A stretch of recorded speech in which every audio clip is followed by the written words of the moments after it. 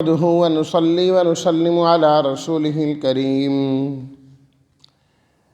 أما بعد فأعوذ بالله من الشيطان الرجيم بسم الله الرحمن الرحيم ليس البر أن تولوا وجوهكم قبل المشرق والمغرب ولكن البر من آمن بالله واليوم الآخر والملائكة والكتاب والنبيين وآتى المال على حبه ذوي القربى واليتامى والمساكين وابن السبيل والسائلين وفي الرقاب وأقام الصلاة وآتى الزكاة والموفون بعهدهم إذا عاهدوا والصابرين في البأساء والضراء وحين البأس أولئك الذين صدقوا وَأُولَئِكَ هُمُ الْمُتَّقُونَ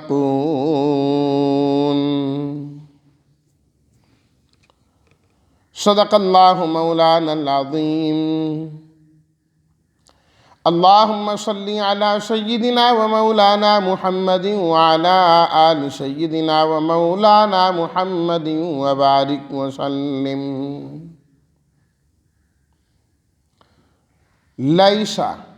اس کا معنی ہے نہیں، البر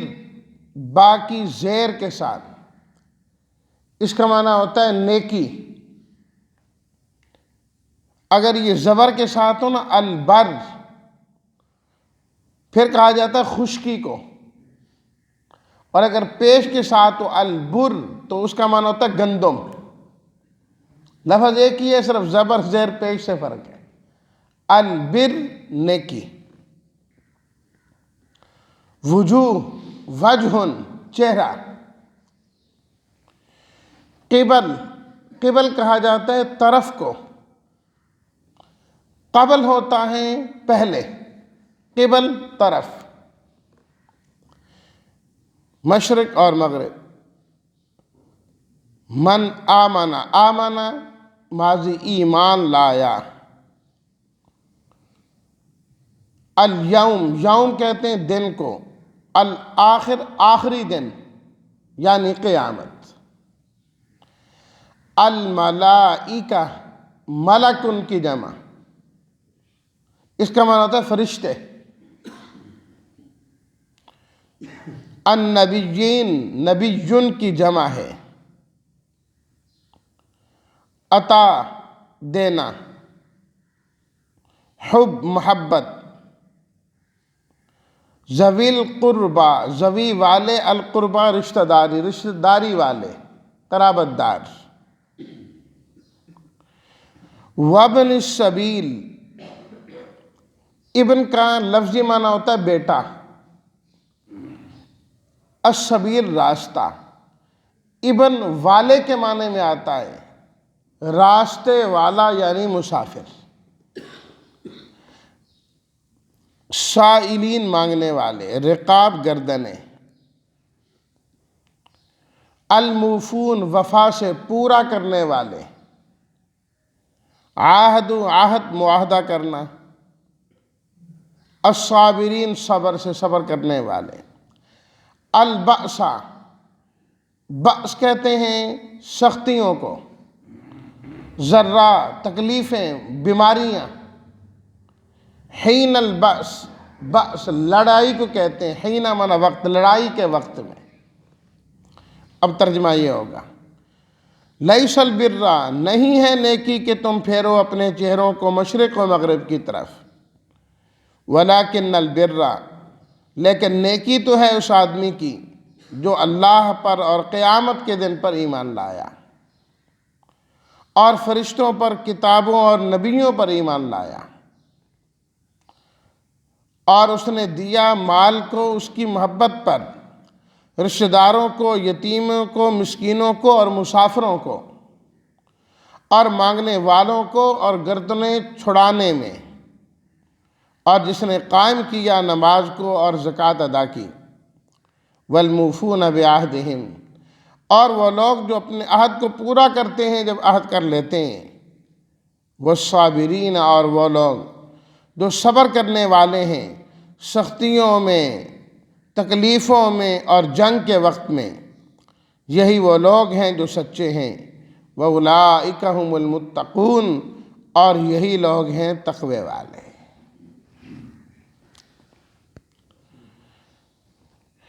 قرآن مجید کی یہ آیت بر کہلاتی ہے، وہ آیت جس کے اندر اللہ تعالیٰ نے نیکیوں کی فہرست بیان کی ہے کہ وہ کون کون سی چیزیں ہیں جو نیکی کے اندر شامل ہیں۔ اس لحاظ سے یہ آیت انتہائی جامع ترین آیت ہے قرآن مجید کی، کہ ایک آیت میں، مختصر آیت میں اللہ تعالیٰ نے تقریباً دین کے سارے شعبوں کو بیان فرما دیا ہے، سارے شعبوں کو بیان فرما دیا ہے۔ اور اس حقیقت کو اللہ تعالیٰ نے آشکارا کیا ہے کہ انسان کے سامنے اللہ کا جو بھی حکم آ جائے، نیکی اسی چیز کا نام ہے کہ انسان اپنے آپ کو اللہ کے حکم کے سامنے جھکا دے، اللہ کے حکم کے سامنے بس جھکا دے، اس کو نیکی کہا جاتا ہے۔ جس طرح ہم گزشتہ آیات میں یہ چیز پڑھ کے آئے کہ جو تحویل قبلہ ہوا، کہ مدینہ منورہ میں جب آپ علیہ الصلاۃ والتسلیمات کی آمد ہوئی، 16-17 مہینے تک بیت المقدس کو قبلہ بنایا گیا، اور پھر حکم دیا گیا کہ بیت اللہ قبلہ ہے اور یہ قیامت کی صبح تک قبلہ رہے گا، قیامت کی صبح تک یہ قبلہ رہے گا۔ اس پر جو مخالفین کی جانب سے شور و شغل ہوا اور جو پروپیگنڈے کیے گئے نبی کریم صلی اللہ علیہ وسلم کے خلاف، مشرکین مکہ کی طرف سے بھی اور ادھر یہودیوں کی طرف سے بھی، کہ دیکھیں جی یہ کیسے اللہ کے نبی ہیں، ان کو تو یہ نہیں پتہ لگتا کہ قبلہ کون ہے، کون سی سمت جو ہے وہ نہ قبلہ ہے، کبھی ادھر منہ کرتے ہیں کبھی ادھر منہ کرتے ہیں۔ اچھا جی، ان کو تو باپ دادا کی یاد ستانے لگی، دوبارہ بیت اللہ کی طرف منہ کر لیا جی انہوں نے، یا آہستہ آہستہ اپنے دین کی طرف مڑ جائیں گی دوبارہ، لا حول ولا قوت الا باللہ۔ اس طرح جو ہے نا وہ دین کے خلاف اور آپ علیہ الصلوۃ والتسلیمات کے خلاف ایک پروپیگنڈا شروع کیا گیا، اور یہ ایک طے شدہ بات ہے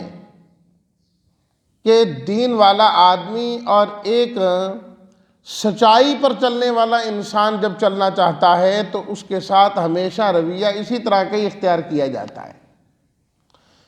برائی کی طرف جو جائے گا نا، اسے کوئی رکاوٹ نہیں ہے، آرام سے چلا جائے۔ زیادہ زیادہ کوئی ایک آدمی لان تان کرے گا، دوسرا کہے گا چھڈو جی انہیں اپنی قبر جانا، تسی چھڈو پر جتنے لگے رہے سانو کی ہے اس نے، بس اتنی ساری بات ہوگی ختم۔ اور اگر نیکی کی طرف کوئی آ جائے، نیکی کی دعوت دے دیں، اپنے پرائے سب مخالف ہو جائیں گے۔ خود دیندار، اوے تو بڑا دیندار آگے، تو یہ کر رہا ہے، تو فلاں کر رہا ہے، وہ بھی ان کے ساتھ ہی۔ یہ ایک عام رویہ ہے کسی بھی ناجائز، اور اس زمانے میں تو خاص طور پر ماحول ہی ایسا بنا دیا گیا ہے کہ غلط کو غلط کوئی بھی نہیں کہتا، اور اس پر چلنا بڑا آسان۔ آپ دیکھیں نا، اس زمانے میں نکاح کرنا کتنا مشکل، اور دوسرا نکاح کرنا، توبہ توبہ توبہ توبہ، وہ دوسرا نکاح کر لے صحیح، اپنے پرائے سارے ایسے لان تان کریں گے جس طرح کس نے کو کفریہ کام کر لیا ہے، بیوی بھی، ماں باپ بھی، دوست احباب بھی، سارے شروع ہو جائیں گے۔ اور یہ وہ حق ہے جو اسے اللہ نے عطا کیا ہے۔ اور اس کے بالمقابل اگر وہ ناجائز طور پر کسی سے تعلقات قائم رکھے، یہ گرل فرینڈ ہے جی اور یہ فلاں ہے، اور 14 فروری کو دنیا نے دیکھا جو کچھ ہوا، آیا کسی نے اس کو بھی اسی طریقے سے معیوب سمجھا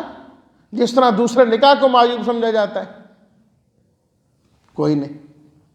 یہ کلچر بن گیا ہے جی، وہ کسی کو پھول دینے جا رہا ہے، کچھ ہو رہا ہے، چلو جی سب کر رہے ہیں تو اس نے بھی کر لیا تو کوئی بات نہیں، وہاں پتہ بھی لگ جائے، وہاں باپ اپنی آنکھوں سے بھی دیکھ لے کہ یہ کسی کے ساتھ گھوم رہا تھا، پھر رہا تھا، زیادہ کہے گا، ڈانٹ دے گا، بات ختم ہو جائے گی۔ لیکن وہاں یہی معاملہ آپ جھوٹ اور سچ کے بارے میں دیکھ لیں، جھوٹ اور سچ کے بارے میں دیکھ لیں کہ ایک آدمی اگر سچی بات کرتا ہے سب اس کے مخالف ہوں گے، اور جھوٹ بول دے نکل جائے، کہتے بڑے سونے طریقے نال نکلے ہیں یار، جان چھڑائیے تم نے اس سے، حالانکہ جھوٹ بولا ہے اس نے۔ الٹا شاباش دیتے ہیں کہ یار یہ چیز تم نے بڑی چلاکی کے ساتھ بیچ دیے، ورنہ اس کو بیچنا بڑا مشکل تھا، صحیح بے وقوف بنایا تم نے، صحیح بے وقوف بنایا۔ کل ایک صاحب کہہ رہے تھے، وہ اپنی تعلیم کے لیے جاتے ہیں تو کچھ سیکھ رہے تھے، تو بات ہوئی تعلیم پر، کہنے لگے استاد جی کیا ہم سیکھتے ہیں؟ بس ہمیں یہ سکھایا جاتا ہے کہ دوسرے بندے کو دھوکہ کیسے دینا ہے، خلاصہ یہ ہے پوری تعلیم کا، کیسے اپنی چیز بیچنی ہے، دھوکہ دینا ہے، اس کی آنکھوں میں دھول ڈالنی ہے، اور اسے قائل کر لینا ہے جبکہ تمہارا اپنا دل کہہ رہا ہوتا ہے کہ یہ چیز 2 نمبر ہے۔ لیکن کیا ہے، کمپنی والوں نے کہا ہے جس کے آپ ملازم ہیں کہ آپ اتنے پیس بیچ کے آئیں گے آپ کو یہ دیا جائے گا، جھوٹ بول رہا، دھڑلے سے بول رہا۔ اور اگر وہ سچی بات کہہ دے، بجائے اس کے کہ اس کی سچائی پر اس کی حوصلہ افزائی کی جائے کہ یار اس نے بات ٹھیک کی ہے، سچی بات کی ہے، وہاں کوئی بھی اس کے ساتھ کھڑا ہونے کو تیار نہیں ہوتا۔ یہی معاملہ کچھ نبی کریم صلی اللہ علیہ وسلم کے ساتھ اس موقع پر کیا گیا۔ آپ نے تو اللہ کے حکم کو مد نظر رکھا، تو وہاں دوسرے سپارے کے بالکل پہلے رکوع میں اللہ تعالیٰ نے تفصیل کے ساتھ اس کا جواب دے دیا۔ اسی سلسلے میں اللہ تعالیٰ نے سب سے پہلے تو اس آیت کے بالکل شروع میں اسی مسئلے کو دوبارہ جو ہے نا مضمون بنایا اور اس کی تردید کی۔ فرمایا لوگو تم نے کیا مسئلہ پکڑ لیا ہے، تم نے کیا سمجھا ہے، بس یہی بحث کرتے رہو کہ قبلہ کدھر ہے، مشرق کی طرف ہے یا مغرب کی طرف ہے، اسی کو تم نے نیکی سمجھ لیا اور اسی پر ڈٹ کے بیٹھ گئے۔ لیس البر ان تولوا وجوہکم قبل المشرق والمغرب، یہ کوئی نیکی نہیں ہے کہ منہ مشرق کی طرف کرنا ہے یا مغرب کی طرف کرنا ہے، یہ کون سے کوئی نیک عمل ہے؟ اس کو لے کر تم بیٹھ گئے اور باقی سارے معاملات کو تم نے چھوڑ دیا۔ بھئی اللہ جدھر کہیں گے قل للہ المشرق والمغرب یہدی من یشاء الی صراط مستقیم، مشرق و مغرب تو اللہ کے ہیں، جس طرف اللہ حکم دیں گے جو اس حکم کو مانے گا وہ ہدایت والا ہوگا، بس بات ختم ہوگی۔ اب اس چیز کو اتنا موضوع بحث بنانا اور باقی لازمی چیزوں کو چھوڑ دینا، یہ کون سی کوئی عقل مندی اور سمجھداری؟ جس چیز کا حکم اللہ نے دے دیا ماننا ہے، اپنے عقل کے گھوڑے دوڑانا اور اس کی وجہ سے بڑی چیزوں کو چھوڑ دینا جو مقصودی ہیں، یہ کوئی عقل مندی نہیں ہے۔ آج بہت سارے مسلمانوں کا مزاج بھی اسی قسم کا ہی ہے، اسی قسم کا ہی ہے کہ بعض ایسی چیزوں کے پیچھے پڑ جاتے ہیں اور اسی کی قید میں لگے ہوئے ہیں جس کا نہ دنیا میں فائدہ ہے نہ آخرت میں فائدہ ہے، نہ دنیا میں فائدہ ہے نہ آخرت میں۔ میں نے فلاں چیز پر تحقیق کی جی، میں نے اس چیز پر تحقیق کی جی، اس طرح کی چیزیں میں نے کی جی، اور دینی زندگی کا خاص طور پر جو عملی پہلو ہے اس سے کوسوں دور ہے۔ یہ تحقیق کر رہے ہیں کہ ابراہیم علیہ الصلاۃ والتسلیمات کی والدہ کا کیا نام تھا، فلاں نبی کی ماں کا کیا نام تھا، اصحاب کہف کے کتے کا رنگ کیا تھا، تعداد ان کی کتنی تھی، بس اس چیز میں رہنا ہے۔ اس قسم کے بے فائدہ اور لا حاصل سوالات اور ان کی تحقیقات، آیا شریعت نے ہمیں پہلی بات اس کا مکلف بنایا ہے کہ تمہیں اصحاب کہف کے کتے کا رنگ ضرور معلوم ہونا چاہیے، جبکہ نماز کے فرائض ہمیں پتہ نہیں ہے کہ کون کون سی چیزیں نماز میں لازم ہیں، اگر رہ جائیں تو نماز نہیں ہوتی، یا عملی طور پر نماز ہے ہی نہیں۔ دوسری چیز، پتہ لگ بھی جائیں، اس قسم کی چیزوں کا پتہ لگ بھی جائیں کہ ان کے کتے کا رنگ کیا تھا تو فائدہ کیا ہوگا اس کا؟ لا حاصل چیز ہے نا، بے فائدہ چیز ہے۔ اور نبی کریم صلی اللہ علیہ وسلم نے ارشاد فرمایا کہ من حسن اسلام المرء ترکہ ما لا یعنی، انسان کے اسلام کی خوبی یہ ہے کہ انسان لا یعنی اور فضول چیزوں کے پیچھے نہیں پڑا کرتا، وہ خوبصورت اسلام والا آدمی ہے، خوبصورت اسلام والا آدمی ہے کہ بس ان چیزوں کے پیچھے پڑنا ہی نہیں، زندگی لگا لگا لگا لگا کے آخر میں حاصل ہی کچھ نہیں ہوا۔ اس طرح ایک صاحب یہاں پر آتے ہیں میرے پاس کبھی کبھی، وہ جب بھی مجھے ملے ہیں نہ انہوں نے کبھی مجھ سے نماز کے بارے میں پوچھا، نہ روزے زکوٰۃ کسی اور چیز کے بارے میں پوچھا، بس جی مجھے یہی بتائیں کہ قرآن میں ہے وَبِالنَّجْمِ هُمْ يَهْتَدُونَ، ستاروں سے لوگ ہدایت پاتے ہیں۔ میں بس ستاروں کی جو تحقیقات ہے نا بس یہی کرتا رہتا ہوں۔ چند دیر پہلے میں ایک جگہ گیا تو پھر مجھے راستے میں مل گئے، تو میں نے کہا جی وہ نماز بس میں دوبارہ شروع کرتا ہوں، جی میں شروع کرتا ہوں دوبارہ، لا حول ولا قوت الا باللہ۔ بھی مقصد تو اللہ تک پہنچنا ہے۔ اللہ تعالیٰ نے اگر اپنے در پر آنے کی توفیق عطا کی ہے، دین پر آپ چل رہے ہیں، آپ آگے مزید تحقیقات کرتے جائیں تاکہ اللہ کی قدرت جتنی سامنے آتی چلی جائے گی، اللہ کی محبت، اپنے خالق کی محبت دل میں اتنی بیٹھتی چلی جائے گی۔ اچھی بات ہے۔ اور دین پر اگر ہے ہی نہیں تو پھر ان چیزوں کی کیا ضرورت ہے؟ اللہ تعالیٰ نے اسی چیز کو آیت کے اس پہلے حصے کے اندر، بڑے عالم تھے نا یہودی بھی، کہ صاحب کتاب تھے، تورات والے تھے، اللہ تعالیٰ نے باقاعدہ ان کو ڈانٹا، لَيْسَ الْبِرَّ أَن تُوَلُّوا وُجُوهَكُمْ قِبَلَ الْمَشْرِقِ وَالْمَغْرِبِ، جس باس میں تم پڑے ہو یہ کوئی نیکی والی باس نہیں ہے، جبکہ مسئلہ نماز کا ہے کہ منہ کدھر ہونا چاہیے، اصل قبلہ کون سا ہے، کدھر رخ کریں گے نماز قبول ہوگی، کدھر کریں گے قبول نہیں ہوگی۔ لیکن اللہ نے پھر بھی فرمایا کہ یہ باس کوئی نیکی کی باس نہیں ہے، نیکی کی باس نہیں ہے، باس وہ کریں جس کا فائدہ ہے۔ لہذا اپنی گفتگو کو چاہیے کہ انسان ہمیشہ با مقصد اور با معنی بنائے، با مقصد اور با معنی بنائے۔ جہاں بیٹھے،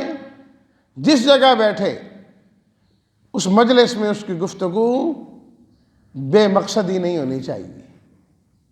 لا حاصل نہیں ہونی چاہیے۔ اس لیے تو فرمایا کہ جب بولو وہ چیز بولو جس کا تمہیں فائدہ ہو، نہیں تو وہ مجلس قیامت کے دن تمہارے لیے وبال بن جائے گی۔ حدیث میں موجود ہے، نبی کریم صلی اللہ علیہ وسلم نے ارشاد فرمایا کہ انسان جس مجلس میں بیٹھے اور اس مجلس میں اللہ کا ذکر نہ کرے، اور ایک حدیث میں فرمایا کہ نبی کریم صلی اللہ علیہ وسلم پر درود نہ بھیجیں، فرمایا کانت علیہ تیراتن، وہ مجلس اس کے لیے نقصان اور وبال کا ذریعہ بنے گی۔ گفتگو میں یہ چیزیں ہونی چاہیے پوری کوشش کے ساتھ، اور پھر بھی جب انسان سے ادھر ادھر ہو جائے، فرمایا کہ اٹھنے سے پہلے کفارہ مجلس کی دعا پڑھ لینی چاہیے،